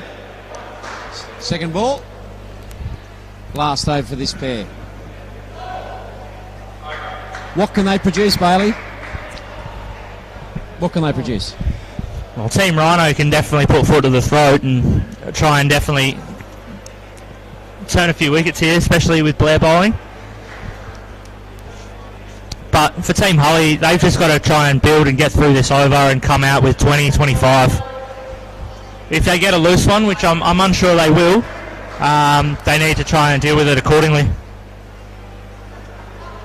We'll see what the captain Blair Oakley brings as he bowls a slower ball out the back of the hand, gets a bit of bounce, and that's a wicket. Second ball, hesitation. No, hesitation, so it was second ball. Non-striker didn't attempt to make a run, and neither did the striker, so they're both out. I see. Okay. Well, there you go. It's pretty clear cut. There should be no doubt as to what the interpretation of the rule is. And another one. And a hat-trick. Yeah. He took one in the last ball of his last over. Wow, there you go. Okay, hat-trick over 2 overs.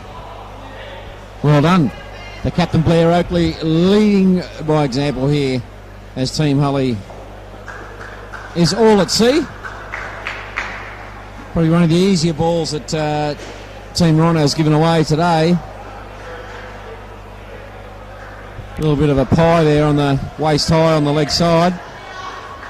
But mind you, you can't do much of that. Not in this game. Oh. Definitely had him on toast there.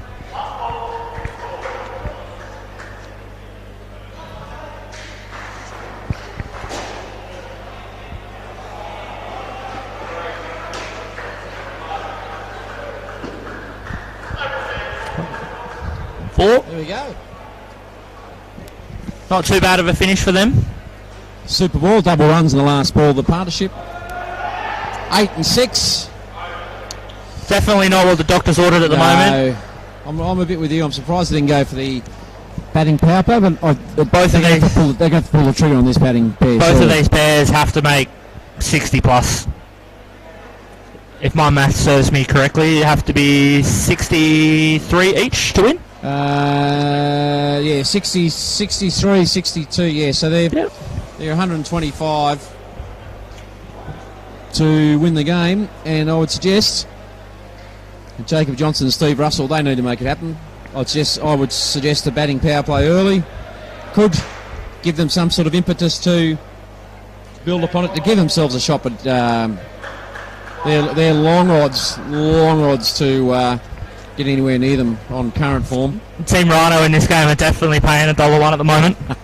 Yeah, not sure. I think there's a bookmaker in India called John who'll take a bet on it. Yeah. Outside of that, the main betting agencies have shunned us. Probably suspended, yeah. Yeah, maybe that's just we're a bit of an unknown at the moment. But you're listening and watching the inaugural Indoor Bash live from Western Australia, SEMA Sportsman in Balcutta.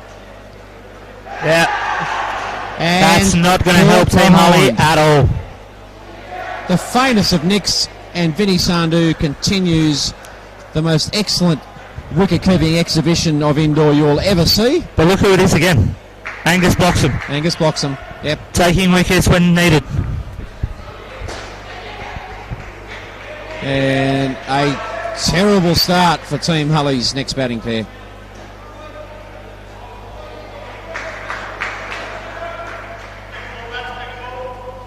Okay, second ball.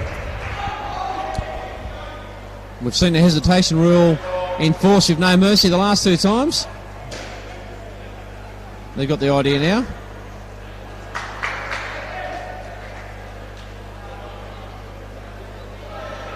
That score's looking somewhat similar to Geelong West Coast.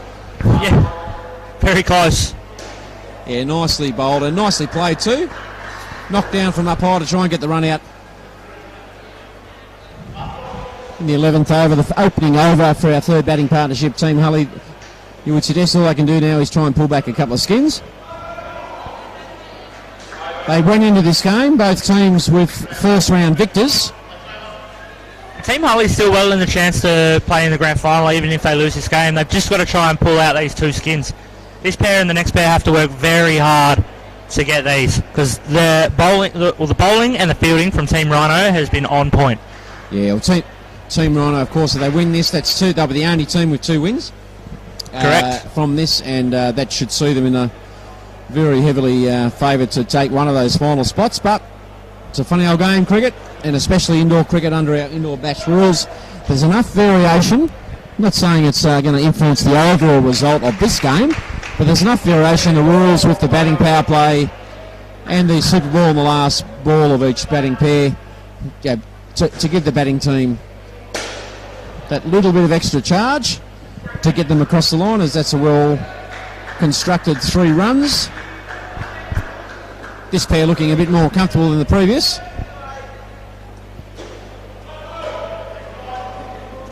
I think that's one of the first extras we've seen for a long time. Yeah, they've given away nothing. Nothing free. I reckon that would be, if it's not the second, it would be no more than 3 extras given away over more than half an innings. And I think the loose bowling has accounted, it's certainly accounted to Team Ryno's contribution. The combination of the extra runs and the extra balls and what they did with them. Team Hully been very, very, very loose with their bowling. They gave away a lot of extras, a lot of freebies. Okay, this pair looks much more comfortable. Of course, we've got batting for us. Bailey? We got Stevie Russell on strike at the moment. We got the captain, Jacob Johnson. JJ.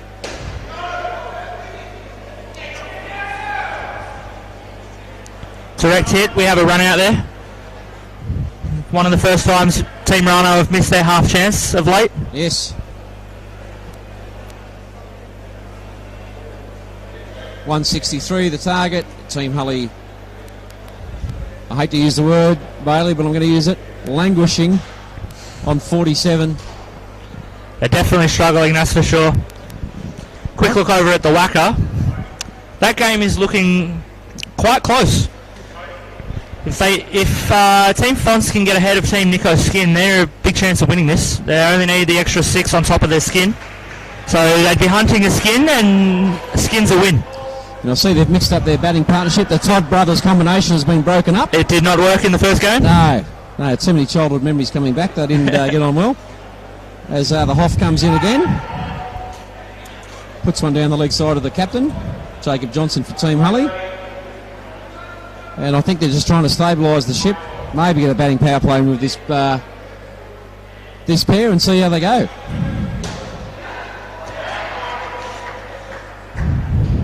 Think you've done it again? Think you've done it again? I am the kiss of death. There is no. There we go. We want a bit of cross breeze here. We're getting a bit of light in. Might have to stop play while he's down the side there. No? Maybe it's an attempt by Paul Wilson to distract the... Yeah, to distract their fielding. That's probably the loosest delivery we've seen all day. Yep. Yeah, I don't think it's... There we go, open up. That's like a breath of fresh air. Nicely hit. 2 full, tell with accordingly. Yeah, I think that's hit the side. Yeah, 4 runs. Hit the side, on the back net. And I think we're in danger of asphyxiating the crowd without opening up that window, but we're all set. I wonder what smorgasbord of treats Seamers have got for us for lunch, mate. Well, I don't know if they got much for us, but I think for the players they've got sausage sizzle. People can go buy their own. But could be a quick run down to the Oden Tavern to get a... yeah, I reckon the Parmian pint. Yeah, get a drive-through during the luncheon break. And that is easily swallowed up. And another wicket caught off the net. And boy, Team Hully. But, as we said before, they came into this game with a win. So they're still in with it. The veteran here, Paul Wilson, doing his job to make sure no one asphyxiates during the... Paul, how are you going? How's the team feeling in Team Hully? Yeah, well, we're hoping to get these last 2 skins because I think we might need them later on, but we'll see how we go. Well, you came into the match with a win, so it's not all bad, but yeah, a couple of skins would be handy for what may be an inevitable countback to see who goes into the final. Yeah, well, we've still got a chance here. He's got the power play if we need it, so we'll see how we go. Well, that's it. Power play still to be done. Thanks, Paul. Good luck. Thanks, Gus. And unfortunately, I don't think he's one of the ones that's going to get the nod to have a bat. No. So we won't be seeing him again in this game. That's probably why he was on the roller door duty. Roller door duties, yeah. Look, it's I wouldn't say all hope is lost, but there we go. The batting power play has been called. It's been called.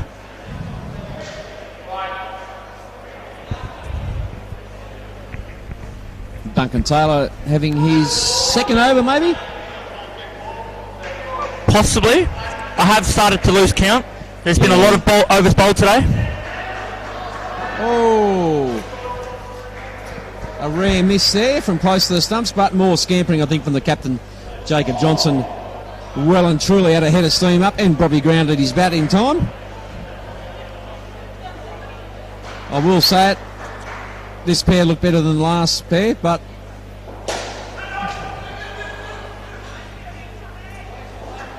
They've got to get Again. runs on the board. Go in the defensive role here. Team Ryno, 2 on the back there during this power play. They know they're going to attack and try and get this skin.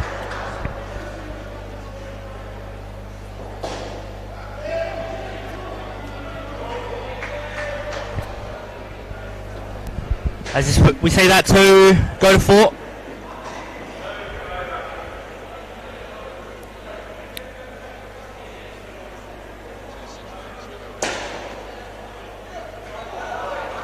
Very, very close.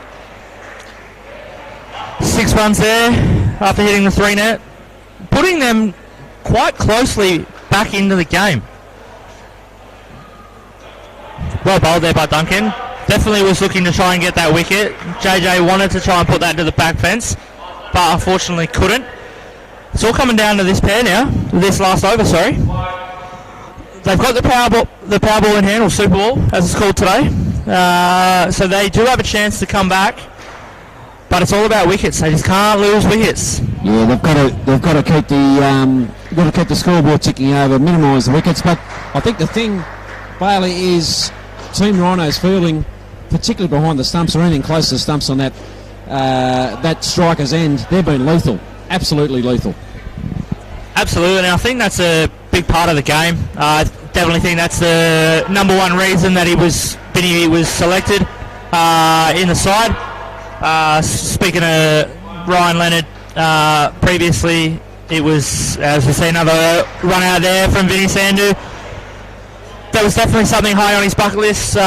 He definitely wanted his 2 major choices were Duncan, which is Blair's batting partner, Blair's the captain obviously, and then Vinny Sandhu behind the stumps, because he just makes something out of nothing all the time. Well, yeah, definitely that team combination. Looks like they've been playing together for years. Some sub combinations there that have come into the game, but as a unit they have well and truly gelled from pretty much the first game. And no surprise, they're well ahead.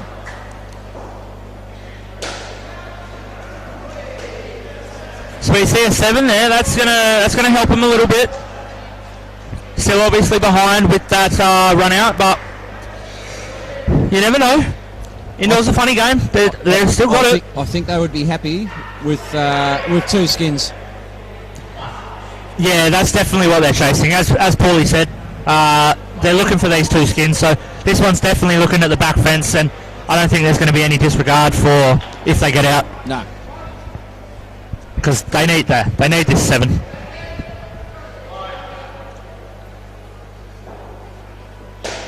Oh, it was there too. JJ's not happy with himself. He knew it was there. Fully knee height. Just had to chip it over the top. Look, Angus blocks him 3 wickets again, just proven. Look, that's an improvement. But yeah, they definitely would have loved to have had that skin there. You would be surprised if they can't pull off the last pair to win the skin. But hey, they're up against a team that is rampant. They're fit, they're fresh, they're young. They got their eye in, and they know they're in with a massive, massive chance. Not just to finish off this game on a high, but to get a spot in the grand final and probably be the favourite going into it. So good on them. Well done to Ryan Leonard and Blair Oakley so far, and all the team. They're playing well, and they're playing like a team. Absolutely, they are. They're all working for each other. No one's trying to be the superstar of the team. They're all just doing their part. They're chipping away, and it's working well. I'm just a bit worried about Vinny Sandhu if they do happen to take out the title. What sort of example he's going to set for the younger players as to after-game celebrations. Yeah. There could be a few careers ended here today before they even start, but it'll be a tale worth telling the kids. I partied with the great Vinny Sandhu after he won the inaugural indoor. That's got to be a lightning return back to the bowler's end. As we see Tom Stevenson and Craig Rookard out to bat now to try and chase this last skin. So we've got the Mexican cooking specialists. Yes. Teamed with the with the one that just got the ring in this morning. There you go. He was Hinchy's replacement. Late call up. The late call up. That's okay. Well, let's see if he can make the most of it.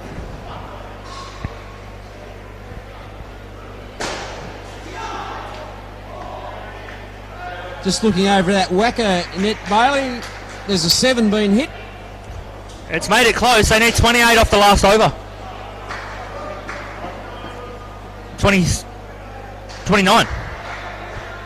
29 to win. Over there. That should be a tight finish. 5 left. Wonder if their power play's been called. Obviously Super Ball as well. Overdone back at the MCG. And Blair Oakley, wonderful captain's contribution again to this game. 3 wickets for a total of net 16 against him as Team Hully sit on 9 for their final batting pair.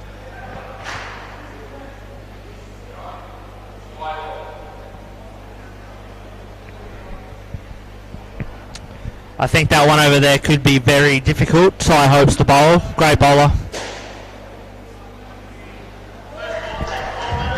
Ty, of course, the number 2 draft pick, as well as the co-owner of Seamers Indoor Sports and president of the Indoor Sports WA. So he's wearing a fair few hats today, Ty.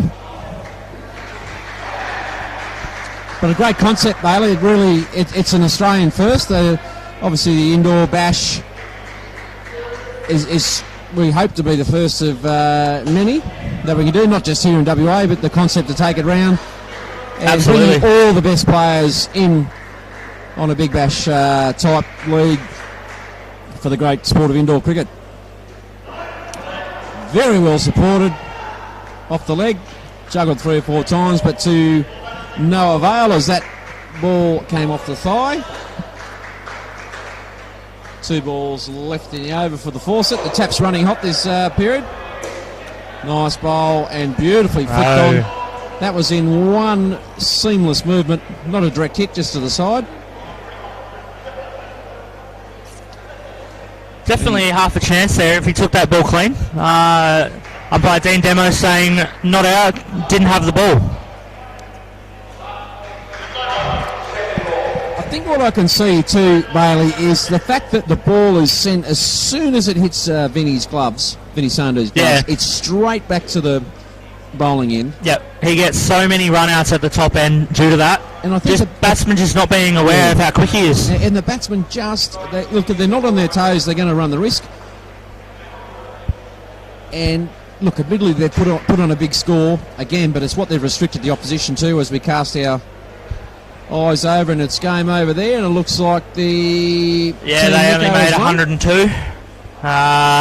So the fonts are none from 2. And this is going to get very interesting. Winning of skins is going to be crucial. Very much so. It's definitely going to come down to skins, especially if Team Hully lose to Team Fonts next game. Yes. And Team Ryno take it out against Team Nico. Then you got 3 teams on 1 win. Bowled, beautifully bowled. Well stumped. Once again, just taking something out of nothing. Yeah, glove work just phenomenal there. Down the leg side, just doesn't miss. And look who it is, once again. Angus Bloxham, taking wickets. I said it at the start of the day, but he's the future. He's going to be an absolute gun. He's a big lad, left arm, plenty of height behind it. He's only 17. Wow. Could you believe that? No.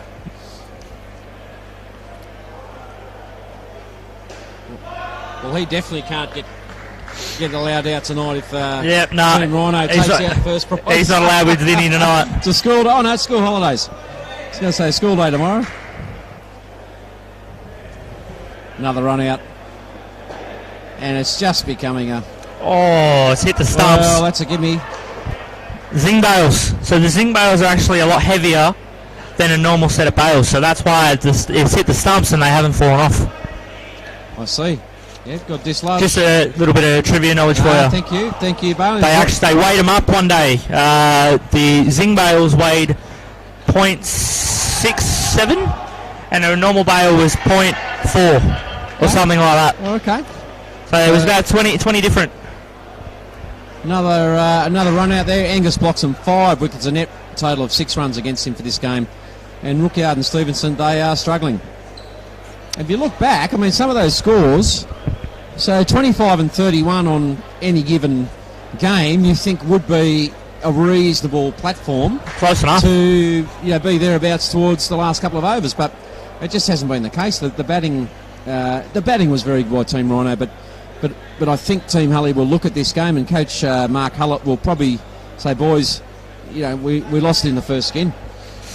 I think so. I think they lost it in the first over of their first pair in their bowling. Yes. They just bowled too full. They just allowed Blair and Duncan to just take it on and hit what they wanted, basically. Yeah. As we see, a beautiful flick there. Didn't result in anything, but Glenn Gillette Payne, he's lethal there in the forecourt. He's got plenty of reach. He can stop it high, he can stop it low, and he can whip it back to the bowler's end of the back marker very, very easily. Slower ball there. It's fooled him. As we're going to break in play over at the Wacker. Next game, Team Nico plays Team Ryno, so Team Ryno straight into it. I think we've got some sort of break coming up, have we? Yeah, I think we've got a bit of a break for lunch. I know myself, I am a little bit hungry. And well struck, but again well fielded. Conceded the net, but I don't think they're going to be too worried. 1 over to go. Casey Bond, respectable 1 for 11. Really, this stage, these boys just got to make sure that no one gets injured, and that they just keep their skills up. Basically, they get a free over to practice. And I think Blair coming in to bowl, they're definitely going to try and look to win this skin now. Yeah, they're going to push real hard and get this skin, make it all 7, make it a very convincing win. Yeah, the new bowler coming in, a bit of redemption available for Team Ryno. Team Hully, I should say. Team Ryno, yes, looking to win that. I think Vinny was a loser of his own greatness just then. He threw that back so quick to the top end, but the striker actually fell out of his crease. Yeah. So he could have had a stumping, yes, but he was too quick. Too focused on getting it back, yep. Oh, plenty on that. Back of the hand, bounce, movement. They'd be desperate to win the skin. Absolutely.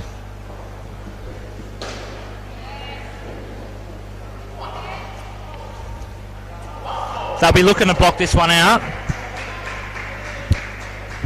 What do you reckon Blair's going to throw up? I reckon he's going to throw up another big big slow ball cutter. Yep.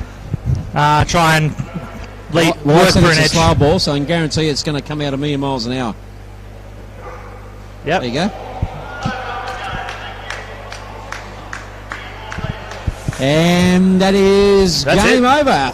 Blair Oakley, wonderful contribution from the captain, and that sees Team Ryno 2 games, 2 victories, comprehensive in both win on both of them. And Bailey O'Keefe, my co-commentator and expert here at the game of indoor cricket, your thoughts on that game?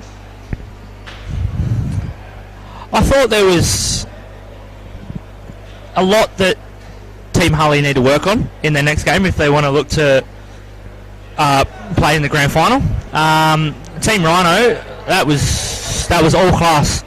That last pair for them batting probably let them down a little bit, but they need to try and work together and just in that last pair try and fix on a few things in their next game. And being that they're 2 up, they've probably got the luxury of being able to do that. Yeah, they can probably give someone a rest, maybe knowing that they're more than likely. They're guaranteed a berth, are they? No, not guaranteed, because they could lose over there and Team Nico could get 2, and then Hully could win here and they'd be on 2 wins as well. So you have 3 teams on 2 wins. So we're relying on skins then. So yeah, it's definitely down to skins. Okay, well, they've got to be favourites based on what we've seen.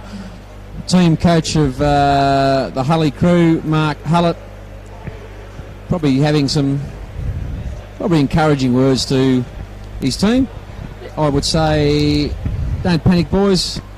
We're one up, we're one down. More at the mercy of their failings rather than being too outplayed. I'd say they gave that game to Team Ryno, really. There was no pressure from Team Ryno. There wasn't anything there. There wasn't anything. There wasn't any front court pressure. They didn't bring their fielders into the game early enough. They didn't try to change things up. They just kept everything nice and full and everything. So... Okay, so we're going to wrap it up. We'll come back after lunch.